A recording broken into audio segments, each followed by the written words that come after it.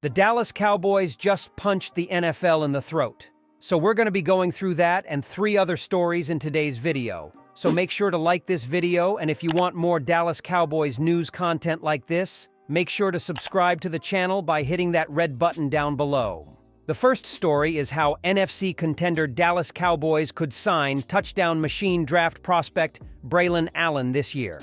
NFC contender Dallas Cowboys could sign touchdown machine Wisconsin running back draft prospect Braylon Allen in this year's NFL draft. The Cowboys weren't active in the free agent running back market this year, but they have the opportunity to use the draft to find one. Dallas is still looking for their RB1 after Tony Pollard left to sign with the Tennessee Titans this offseason. However, one analyst has the Dallas Cowboys selecting Allen in the 3rd round with the number 87 overall pick. It's safe to say that the Cowboys will need to build the running back room from the ground up, so they may pick their flavor in the middle rounds. Dallas re-signed Rico Dowdle to a 1-year deal, but they only have Deuce Vaughn and Malik Davis in their depth. None of them are proven starters, but the Wisconsin product could be the answer. Allen is among the names that the Cowboys have met along with Trey Benson and Jonathan Brooks. No matter who they select, they have to be strategic with whom they select to make it count. Dallas only has 7 picks this year, and the majority of them are in the last 3 rounds. The good news is that most quality running backs will be available on day 2 of the NFL draft. Additionally, they may consider adding a veteran to complement the new draftee this offseason. However, Allen's rarity makes him a hidden gem in this year's draft as the tank this offseason with a build of 6'2" and 245 pounds. He could be capable enough to answer the red zone issues the Cowboys are having with his size. His signing could indicate that the Ezekiel Elliott reunion won't happen after all. Although he didn't put on an impressive NFL combine, he still was able to put on an illustrious career in college. Allen posted 35 touchdowns in 3 years at Wisconsin, so he's the type to find his way in the end zone. The playmaker notched double-digit touchdowns in all 3 seasons with the Badgers. He also recorded 181 carries for 984 rushing yards and 12 touchdowns while averaging 5.4 yards per rush in 11 appearances. There's no question of what his impact can bring to the Cowboys are struggling with size this past season. Letting go of Elliott hurt the team one way or another after prioritizing Pollard last year. However, Allen has unfortunately similar characteristics to Elliott with the fumbles that he's been having. It's not a good sign heading to the league, but it allows the Cowboys to grab him to fix those miscues. However, Wisconsin has been known for producing top-level star running backs like Jonathan Taylor and Melvin Gordon. Allen is still projected to earn a starting role with a team this season. He's still receiving praise for his size, vision, and acceleration heading into the 2024 NFL Draft. Wherever Allen goes, he will have a bright future whoever decides to pick him. According to a source, he's been compared to Packers' A.J. Dillon and could be an RB3, but still has the chance to be a starter. Allen probably needs time to get adjusted to a new offense, which the Cowboys are probably expecting. His size, strength, and style could make him explode with another, more explosive back.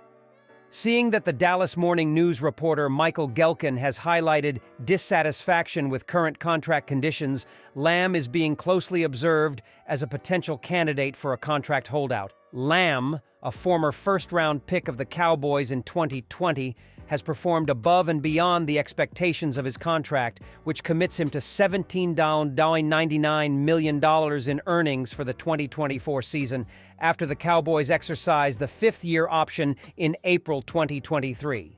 During the 2020 season, where Lamb set several new record-breaking marks, i.e. franchise-based single-season receptions, receiving yards, and the most catches therefore, ended up being selected as a Pro Bowl team, and eventually getting a first-team All-Pro honor seemed to be a cheap bargain. Winning. I'm looking forward to winning and being out there with my guys and making another run at this thing, Lamb told TMZ before circling back and adding, "Yeah, I'll be in Dallas." The most is high in anticipation of Lamb's contract, with experts going all out to see the wide receiver more powerful than Tyreek Hill's $30 million career paycheck with Miami Dolphins. The uncertainty of whether there will be a guaranteed extension of his contract could be a decisive factor for Lamb deciding to take part in all upcoming team activities such as meetings, strength training, and workouts. Even though minicamp and live defensive drills take place on May 24th and June 4th respectively, and it's all up in the air whether or not Lamb signs up for them. Gelkin notes that Lamb has a tradition of organizing off-season throwing sessions with quarterback Dak Prescott and fellow Cowboys receivers. Additionally, once the mandatory minicamp begins. The second story is, should Dallas Cowboys trade for Saints' Derek Carr to replace Dak Prescott? If this coming season proves to be the last dance for Dak Prescott and the Dallas Cowboys because the two sides can't agree on a long-term contract extension, then what's next?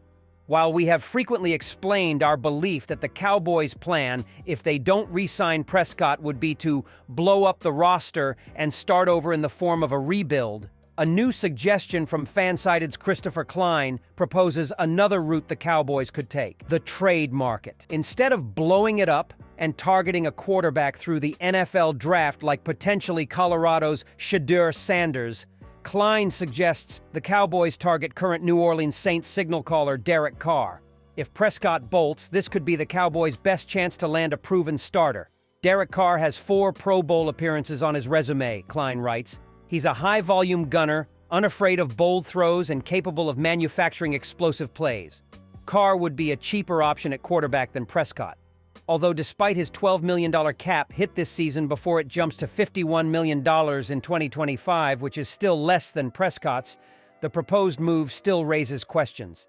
If the Cowboys were to pursue a proven veteran quarterback starter that eventually is costly, what would be the rationale for parting ways with Prescott in the first place? If getting cheaper under center is the goal, then giving Trey Lance or Cooper Rush the chance to be the starter in 2025 would make more sense. This doesn't even mention the option of potentially adding another quarterback through the draft. It seems that despite 3 straight 12-win regular seasons, with the most recent one coming in a year, where Prescott finished as a finalist for the league's MVP award, the Cowboys are hesitant to give him another market-setting extension due to their lack of playoff success. However, even with Prescott boasting just 2 wins in 7 attempts in the postseason, albeit cheaper, Carr wouldn't be an upgrade. The former Fresno State product is going into his 11th season in the league and has only managed to make the playoffs once. That lone time came in 2021 as the Las Vegas Raiders lost to the Cincinnati Bengals in the AFC wild card. One of the only possible benefits to trading for the 33-year-old would be the fact that he'd be under contract for 2025 and 26, giving the Cowboys potentially 2 more chances at trying to make a deep playoff run with their current roster. The third story is Dallas Cowboys' Trey Lance could command a lot of second-team quarterback snaps at training camp. The Dallas Cowboys sent a 2024 fourth-round draft pick to the San Francisco 49ers in exchange for quarterback Trey Lance last year.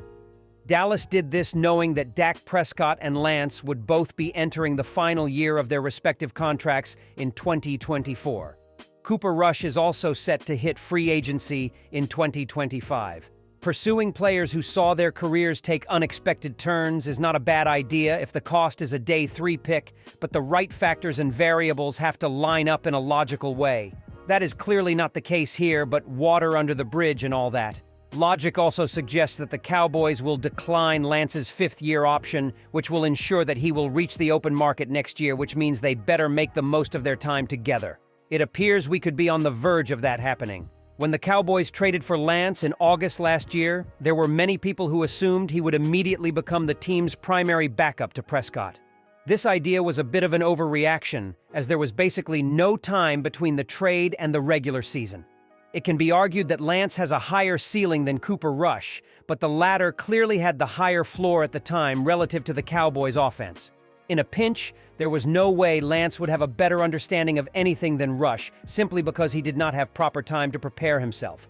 Obviously, that status quo is different, what with Lance now being a part of the team for an entire offseason. According to the mothership's Mickey Spagnola, he is in line for plenty of second-team work throughout training camp and even first-team snaps when Prescott is not a part of the fold. But now it's time to find out about Trey Aubrey Lance, turning only 24 in May. Get ready.